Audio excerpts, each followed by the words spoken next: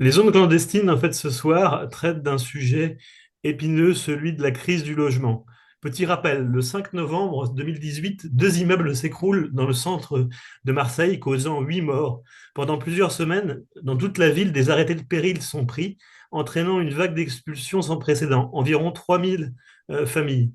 Plus récemment, et toujours à Marseille, le 3 décembre, un immeuble s'effondre partiellement après un incendie. 7 blessés légers hospitalisés, titre France Info. Une vingtaine d'habitants ont dû être évacués. Le bâtiment n'est pas connu comme en péril, selon le maire. Pourtant, on peut se poser la question en fait de cette crise du logement. On rase pour faire des bureaux. On parle de crise sociale, crise sociétale, crise du logement. Notre invitée est une femme engagée au franc-parler. Elle a traversé plusieurs vies. Elle a été accompagnatrice sociale, elle a fait de la politique, on peut l'entendre aux grandes gueules sur RMC, présidente et fondatrice de Marseille en colère, elle est également auteure. Femme de combat, j'ai le plaisir de recevoir Kauter Ben Mohamed. Bonjour Kauter. Bonsoir Aurélien et merci pour cette invitation et pour l'intérêt que vous portez à ce sujet qui est primordial pour chaque habitant de notre pays. Donc, c'est moi qui vous remercie. Vous avez donc écrit sur ces drames et les traumatismes qu'ils entraînent. Vous avez raconté les batailles administratives et juridiques pour permettre aux victimes de retrouver un logement. Avant d'évoquer ces à-propos de votre livre 63-65 rue de Bagne, le drame d'une ville méprisée, tradition oblige ici aux zones clandestines. En fait, est-ce que vous pouvez retracer, on va repartir en fait à zéro, pouvez-vous retracer votre parcours familial, votre cursus universitaire et votre travail au cœur de l'actualité? Écoutez, moi je suis une enfant de l'immigration postcoloniale. Mon grand-père et les oncles de ma mère sont venus pour défendre ce pays pendant la Seconde Guerre mondiale et pour le reconstruire ensuite.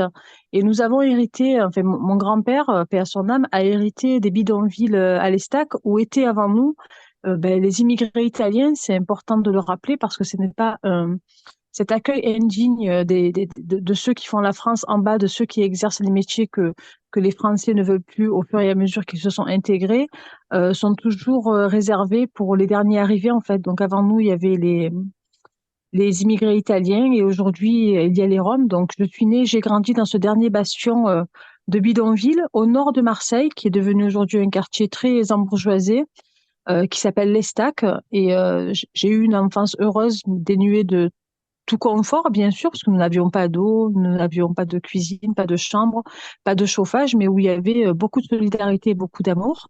Et donc, ma mère a beaucoup bataillé pour avoir accès à ce elle estimait comme digne, à savoir un logement social dans les quartiers nord. Nous avions hérité d'un logement social non sans mal, et grâce à son courage, sa détermination, et des pots de vin aussi versés à certains fonctionnaires de la Logirem, qui était à l'époque, qui est toujours d'ailleurs un très grand bailleur social. Mais D'accord. lorsque nous sommes arrivés dans ces quartiers nord, nous avons découvert des mentalités qui étaient bien différentes en termes de solidarité et en termes de vie avec les voisins que nous considérions à l'Estac comme notre famille. Et écoutez, ensuite, on a beaucoup déménagé parce qu'on ne s'est pas senti bien, on a été cambriolés. C'était une mentalité qui était assez violente par rapport à là d'où on venait. Ouais. Et j'ai terminé au fur et à mesure, moi, à être travailleuse sociale. J'ai l'impression que c'est un métier qui m'a choisi, que je n'ai pas choisi. Et j'ai l'impression d'avoir continué à faire ce que je savais faire depuis toujours, à savoir, parce que j'étais l'aînée d'une famille de 7 enfants, l'aînée des petits-enfants de mes grands-parents, puisque ma mère était elle-même l'aînée des filles qui venaient se marier. Et Oui. en fait, aider les autres, ça fait partie de ma colonne vertébrale. Les soutenir dans leur démarche administrative, pareil, c'est pas un métier, ça fait partie de moi. D'ailleurs, souvent, on me demande pourquoi faites-vous ça? Je n'ai aucune réponse rationnelle à donner, si ce n'est qu'il faut le faire. Voilà. Et donc, j'avais entamé des études de sociologie et psychologie à la faculté d'Aix-en-Provence, qui se trouve à 30 kilomètres de Marseille. Et malheureusement, la réalité nous rattrapant, ma mère étant dans une situation à l'époque très précaire, mon père étant parti comme beaucoup de pères, étant l'aîné d'une famille de 7 enfants, je me suis retrouvée à travailler et à devoir abandonner à grand regret mes études. Et encore une fois, même si on a laissé tomber les études, la réalité vous rattrape et vous vous retrouvez à travailler 20 ans, 30 ans après au cœur de ces problèmes sociétaux qui sont d'abord des problèmes politiques, hein, qui sont à la fois des problèmes d'incompétence depuis 50 ans et à la fois des problèmes de non-volonté de régler ces problèmes dans ces quartiers et de non-volonté. En fait, si vous voulez, ce livre, au fur et à mesure que j'en parle, je me rends compte qu'il pose d'abord le problème de comment, dans notre ville, dans notre pays, nous accueillons les enfants de l'immigration postcoloniale et aujourd'hui les étrangers. Les étrangers, les personnes qui sont précaires, qu'est-ce qu'on réserve en termes d'habitat, en termes de dignité et dans l'habitat aux personnes les plus précaires de notre société? C'est de ça qu'il s'agit en réalité, parce que ça ne concerne pas les cadres sup qui gagnent 6 000 euros par mois. Ça concerne les femmes de ménage, les agents de sécurité, les familles monoparentales, les jeunes étudiants qui sont aujourd'hui à la limite au-delà d'avoir faim, d'être SDF et dont certains se prostituent, et des femmes retraitées qui se retrouvent sans le sou à la mort de leur mari et qui n'ont plus les moyens de se loger aujourd'hui. C'est ça la réalité. Politiquement, en fait, vous êtes plutôt à gauche, en fait, ou... Ben, on me définit comme plutôt à gauche, mais moi, très sincèrement, pour être né, avoir grandi dans cette ville, alors c'est vrai qu'on nous fait une injonction quand on porte mon prénom et mon nom de famille, on a toujours une injonction morale d'être à gauche. Sauf que moi, je suis ni à droite ni à gauche, je ne suis pas encartée, je ne suis pas syndiquée. Alors oui, j'ai plutôt une sensibilité dite à gauche parce que je considère qu'en fait, quelqu'un qui est en difficulté, quelle que soit la difficulté, on ne doit pas le laisser au bord de la route parce que c'est un danger potentiellement aussi pour la société demain. Donc moi, j'ai ce que j'appelle moi, en tout cas, une fibre humaniste et je considère que l'humanisme n'est réservé ni à la gauche, ni à la droite, ni à qui que ce soit, que c'est juste une question d'humanité, de solidarité et d'être aussi attentif à l'autre, à celui qu'on ne connaît pas et que des fois, on peut sauver juste d'un simple regard, vous savez, d'une simple aide, on peut sauver des vies sans se rendre compte. Alors vous avez commencé en fait votre activité en fait par accompagnatrice sociale. J'ai noté ceci. Est-ce que vous pouvez le décrire en fait, ça, accompagnatrice sociale, c'est accompagner en fait les plus démunis, c'est ça? Non, écoutez, moi, j'ai eu à faire ce métier. C'était une époque où la mode était d'être en emploi jeune. C'était des contrats précaires réservés aux jeunes. Et on D'accord. avait inventé, enfin, ils avaient inventé cette dénomination pour des personnes comme moi qui faisaient un travail à la fois d'accompagnement social pour les familles en précarité et à la fois le travail d'EduxP sans être encore réellement diplômé pour les adolescents et les jeunes adultes qui étaient en difficulté. Donc, on faisait aussi bien pendant les vacances scolaires, on pouvait faire des activités traditionnelles, culturelles, sportives, etc., etc., mais faire un vrai accompagnement tout le reste de l'année pour les enfants et pour les jeunes adultes qui étaient en échec scolaire, qui sortaient de prison, qui avaient un accompagnement avec la PJJ, donc qui est la police judiciaire de la jeunesse, avec l'ADAP, qui sont les éducateurs du conseil départemental, ancien conseil général à l'époque où moi j'y travaillais, qui faisions aussi de l'accompagnement avec des familles en difficulté, que ce soit des familles monoparentales ou des familles avec deux parents, qui avaient des difficultés avec leurs enfants. Et c'est un mix entre assistante sociale, en fait, et éducateur spécialisé de rue. Voilà ce que c'est en tout cas nous, le travail que nous menions, Emploi Jeune, avec ce titre d'accompagnateur social. Est-ce que vous pouvez nous expliquer en fait un peu le cheminement qui a mené à la jeunesse du livre? Puisque le livre, c'est une réaction spontanée par rapport à un événement ou c'était quelque chose qui vous prenait aux tripes en fait depuis longtemps et que vous aviez envie d'écrire? Moi, j'ai envie d'écrire depuis que je sais lire, tout simplement, parce que je me souviens que dans nos bidonvilles, quand j'ai su lire et que j'ai commencé à étudier l'histoire géo, j'étais surprise à l'époque de ne pas voir des noms comme les miens, en fait, Amlaoui, Ben Mohamed, Ben Mabrouk, El Moudji, écrire les livres, et je me demandais pourquoi c'était que des Auréliens qui écrivaient. Donc, c'était un questionnement depuis le départ, et depuis le départ, voilà, j'ai envie d'écrire un livre depuis que je sais lire, je peux pas dire mais je savais pas sur quoi écrire. Et concernant ce livre, cet été, j'ai beaucoup réfléchi. On est arrivé aux 5 ans. 5 ans, ça s'est effondré le 5 novembre. Il y a eu 8 morts. Enfin, il s'est passé tellement de choses. J'ai accompagné tellement de familles que je me suis dit que, bon, et moi, je vois ces familles en souffrance. Je les accompagne encore, qu'elles soient encore évacuées pour certaines, ou qu'elles aient réintégré leur domicile initial, ou qu'elles aient choisi, ou qu'elles aient été obligées d'intégrer un autre domicile qu'elles n'ont pas choisi, mais pour se mettre en sécurité. Moi, j'ai vu ces familles craquer physiquement.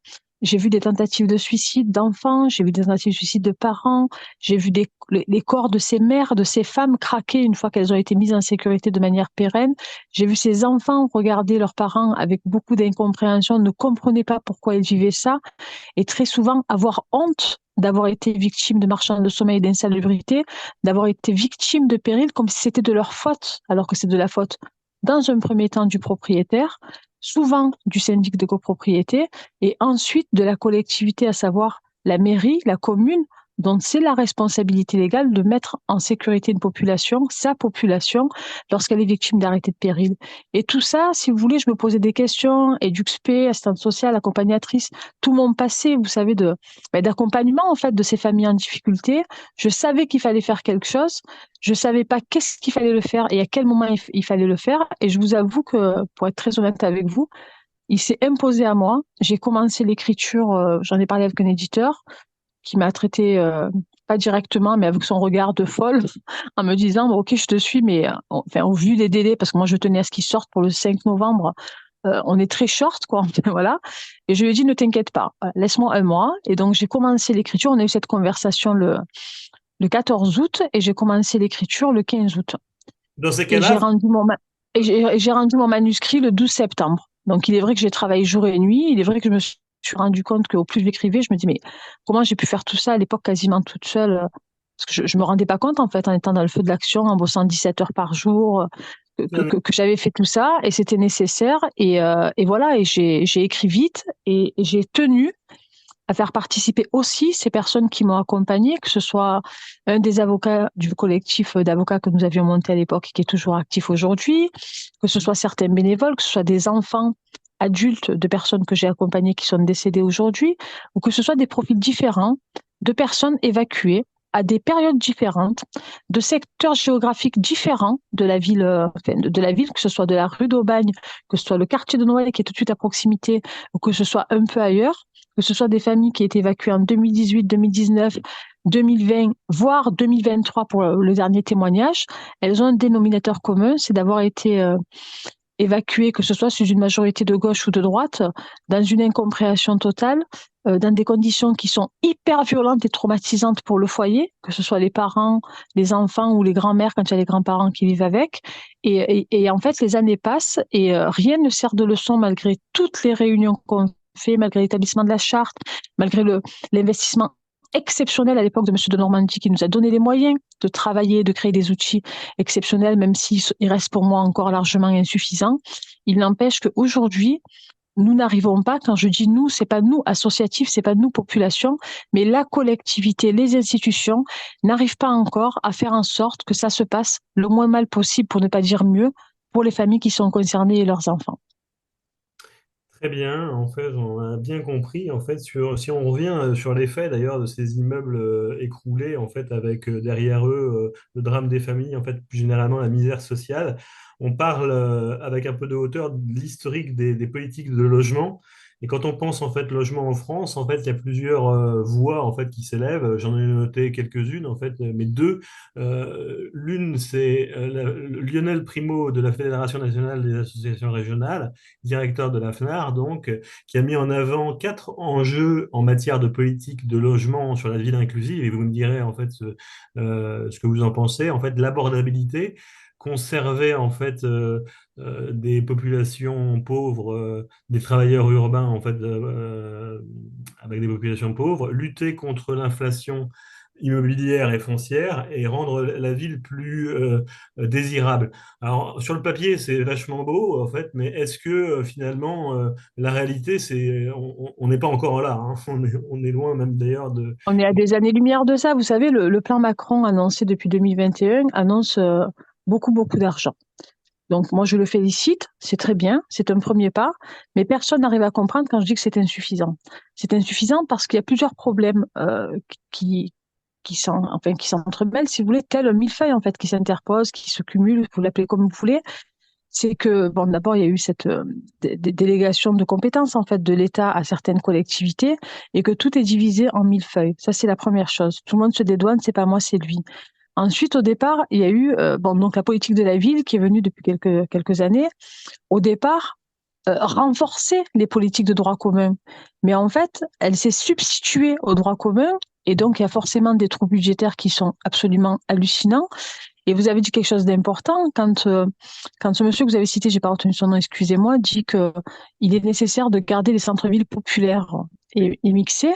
Moi, je souris aujourd'hui à Marseille depuis 2018. Vous savez, moi, je suis dans des bidonvilles, donc j'ai pas découvert le drame du logement insalubre avec cet triste effondrement qui nous a coûté la mort de 8 personnes, enfin de 8 d'entre nous.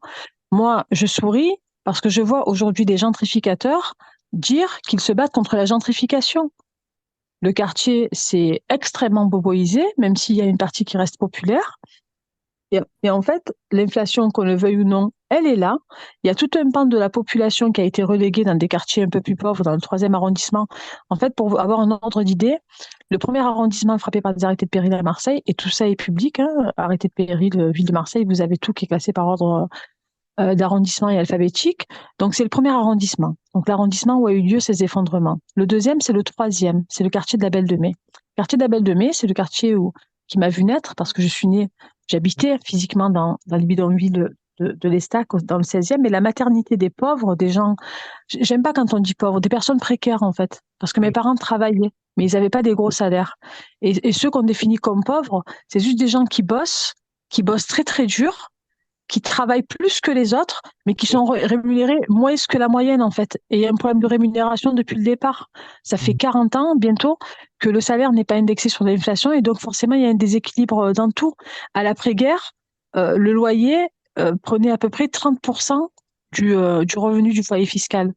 Aujourd'hui, le loyer prend 70% du revenu fiscal minimum. Donc, il y a un déséquilibre en termes de pouvoir d'achat, il y a un déséquilibre en termes d'accès au logement tout court. S'il y a aujourd'hui tous ces logements, parce que tout le monde dit ah mais mon Dieu c'est arrivé à la rue de Bâle, mais comment c'est possible? C'est possible parce que depuis 2015, le rapport Nicole, qui avait été commandé quand même par un gouvernement de gauche, à savoir celui de Monsieur Hollande, indiquait déjà, alors que c'était une étude partielle et pas une étude complète, et c'était une étude qui portait que sur le parc privé et non sur le parc public. Je rappelle que les bailleurs sociaux ne sont pas exempts de périls structurels et de périls sanitaires, malheureusement, et que j'en traite de plus en plus. J'ai des gros bailleurs sociaux qui eux-mêmes ne respectent pas la loi, tout simplement, pour aller très vite.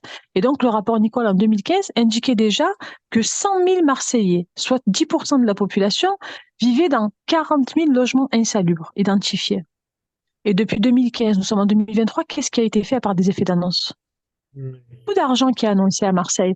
Mais le problème, c'est que les ministres, les présidents, enfin, vous savez, la gouvernance ici à Marseille, elle a guère changé. Hein. Si vous voulez, tout le monde se renvoie la balle, mais on a eu 25 ans, enfin, on a eu un règne longuissime de Monsieur Defer qui a formé tout le monde, parce que tout le monde est parti à l'école de Monsieur Defer, de ce baron du Parti socialiste de la ville et du pays, parce qu'il a été aussi un peu ministre quand même quelques années, qui a formé lui-même Monsieur Gaudin, qui a lui aussi régné pendant 25 ans sur la ville. Et derrière, nous avons un maire qui s'est autoproclamé, qui est le rejeton de Monsieur Guérini, qui est lui-même le rejeton de Monsieur Defer. Et en fait, on n'a qu'une seule école, c'est l'école de l'incompétence, c'est l'école de la communication sur papier glacé qui est magnifique, mais c'est l'école de la non-action, en tout cas sur le terrain, de la non-action effective et de la non-association des habitants qui sont concernés, des travailleurs sociaux qui accompagnent ces habitants tous les jours, même si on est de moins en moins de travailleurs sociaux sur le terrain à avoir les moyens corrects de travailler, et ils construisent une ville à côté de la ville qui ne correspond ni aux besoins des Marseillais, ni à la réalité financière des Marseillais. Et je vais vous donner un exemple. Depuis 35 ans, il y a un programme qui s'appelle Euromède, qui est censé rénover le centre-ville de Marseille où moi-même j'habite. Ce centre-ville qui est frappé par la plupart des arrêtés de péril, à savoir le 1er, 2e et 3e arrondissement. Aujourd'hui, moi, j'ai des familles qui ont été évacuées dans ces arrondissements-là, qui sont en plein cœur d'Euromède. Et vous avez à droite le bâtiment de Mariama, pour ne citer qu'elle, qui est restée évacuée 5 ans avec ses 7 enfants, dont le logement était tellement en danger, et elle témoigne dans le livre, que le procureur de la République lui-même s'est porté partie civile contre ce propriétaire pour mise en danger délibérée de la vie d'autrui et non-assistance à personne en danger. Voilà où nous en sommes. Et sur le trottoir d'en face, c'est le programme Euromède avec des tonnes de béton qui sont sortis de terre, qui sont magnifiques, entre guillemets, si on aime ça, mais bon, en tout cas, qui sont neufs et sécurisés. Mais Mariama n'aura jamais les moyens de payer 1200 € le T3, T4. Alors, le Et facteur. donc, ils construisent une ville qui n'est pas accessible aux habitants de la ville financièrement. Hmm. Exactement. On va parler en fait du facteur social parce que c'est vrai que finalement, si on en juge en fait par la phrase, la maxime en fait de l'abbé Pierre, gouverner, c'est d'abord loger son peuple. Facteur d'intégration sociale. Moi, j'ai noté aussi une réflexion de deux, parce que bon, qui me sont propres en fait à mon histoire, mais deux criminologues en fait, Clifford Shaw et Henry Mackay, en fait, qui sont deux ingénieurs sociologues et criminologues qui ont fait une démarche empirique pour expliquer en fait les mouvements d'écologie urbaine en fait et de délinquance. Quand on parle en fait immigration en fait à l'heure actuelle, c'est un sujet épineux. Qu'est-ce que vous en pensez, vous, du logement en fait des immigrés en fait dont finalement il y a toute une classe politique en fait qui en fait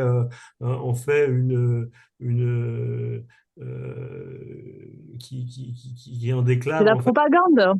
propagande en De la fait. Voilà. propagande est un outil électoral, en fait, électoraliste, sauf que ben, ces politiques, c'est ce que je vous dis depuis le départ, ils sont complètement tous déconnectés de la réalité, et c'est pour ça qu'ils ne savent pas de quoi ils parlent et à qui ils parlent. Parce que quand on dit, oui, ces immigrés qui ont des logements sociaux, moi, je suis morte de rire. Parce que déjà, un logement social, enfin, un sans-papier ne peut pas avoir de logement social. Pour avoir un logement social, il faut avoir un revenu fixe, même si c'est le RSA, même si c'est une allocation handicapée, même si c'est que des ressources de la CAF. Mais il faut avoir un revenu, c'est le critère principal. C'est-à-dire qu'un particulier, vous, moi, si demain nous sommes propriétaires d'un logement, il n'est pas illégal de se faire signer un bail à un sans-papier.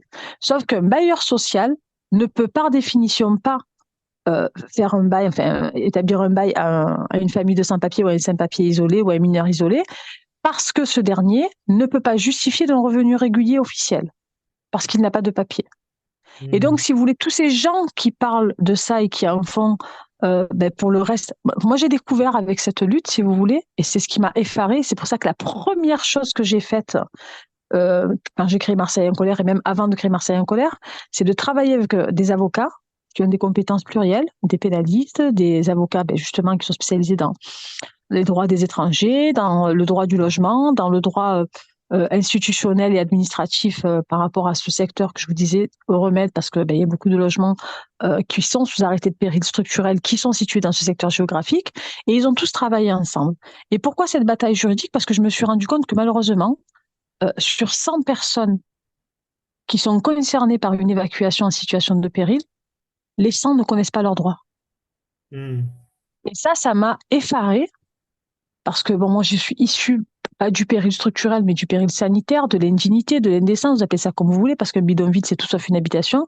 Et j'ai été frappée de voir que personne ne connaissait ses droits. Donc la première bataille, c'était d'expliquer, de recevoir les familles, de les informer sur leurs droits, sur la réalité de la situation, de leur dire vous avez le droit de vous défendre, vous avez une batterie d'avocats à votre disposition, il y a tel formulaire, parce qu'on a établi des formulaires par catégorie de personnes, famille de victimes, locataires, propriétaires occupants, commerçants, associatifs, parce que voilà, la loi n'est pas la même pour tout le monde, enfin pour chaque catégorie de personnes en termes de prise en charge. Et nous les avons accompagnés, ce qui est extrêmement difficile pour une famille qui ne connaît pas son droit, ses droits, qui est évacuée dans une situation d'urgence, dans un contexte post-Rudobagne avec 8 morts parce qu'il y a du béton qui s'est effondré sur leurs voisins. C'est très difficile de se dire je vais porter plainte contre mon propriétaire, contre mon syndic, qu'est-ce qu'il va m'arriver? Tout en leur expliquant qu'on ne sait pas où est-ce qu'ils vont aller, parce qu'à l'époque, il n'y avait pas de dispositif créé, donc on ne savait pas comment ça allait se passer, tellement il y avait de personnes évacuées en même temps dans des situations toutes mais vraiment catastrophique et inhumaine, je tiens à le rappeler. C'était une situation de guerre, en fait. On ne comprenait pas. Et je ne sais pas comment on a réussi à gérer, bon an, mal an, avec si peu de moyens, encore une fois, à l'époque, et si peu de personnes formées à ces situations d'urgence. Et ça, c'est pas moi seul qui le dit, Médecins du Monde le dit, etc., etc. Des personnes, en tout cas, qui sont habituées et dont le travail est de gérer ces misères au pluriel, qu'elles soient sociales ou autres, dans l'urgence absolue, en fait. Et donc, si vous voulez, une fois qu'on a dit ça, quand on parle de politique, quand on cite l'abbé Pierre, et on arrive l'année prochaine aux 70 ans de l'appel de 54. Et on peut faire le bilan de qu'est-ce qui s'est passé en 70 ans. Gouverner, c'est prévoir. Vous savez, moi, j'en parle dans mon livre. J'invite tout le monde à le lire parce que je suis assez fière, parce que les journalistes qui connaissent Marseille, qui bossent ailleurs, quand ils m'interviewent, ils me disent, Madame, votre document est historique, en fait. Votre livre est un document historique, mais on ne le sait pas encore. Et Oui. bon nombre d'élus, de gauche et de droite, enfin plus de droite, pour être honnête, selon lui, ils m'ont dit, ben, on s'est pris une gifle parce que c'est hyper pédagogique et nous-mêmes, nous avons beaucoup appris.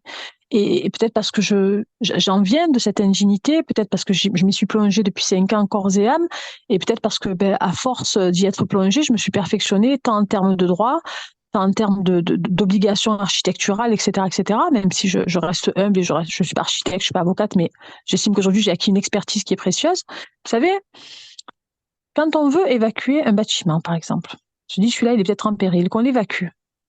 Ou un îlot, on va parler d'un îlot, ça va être plus simple. ou une cité, ou vous appelez ça comme vous voulez. Et on se rend compte que sur 20 bâtiments, il y en a 15 qui sont sous arrêté de péril. Et qu'il y a 3 familles par étage. Ces étages, ces enfants, ces hommes et ces femmes, on va les mettre où en fait? Parce que quand on doit rénover, réhabiliter ou détruire et reconstruire un îlot, quel qu'il soit, un ensemble de bâtiments, ça prend en moyenne 10 ans Ouais. de le vider, de le détruire, de le reconstruire ou de le réhabiliter, ça prend en moyenne 10 ans. Pendant 10 ans, on met où ces gens? Il Mhm. n'y a pas ce qu'on appelle des logements tiroirs. Et si nous avions eu des politiques publiques depuis 50 ans, peu importe la majorité, que ce soit à Marseille ou ailleurs, parce que le focus est mis sur Marseille, mais je rappelle que ce problème de péril sur la ville concerne tout notre pays. Et que D'après régulièrement, malheureusement, nous avons des faits divers qui nous le rappellent.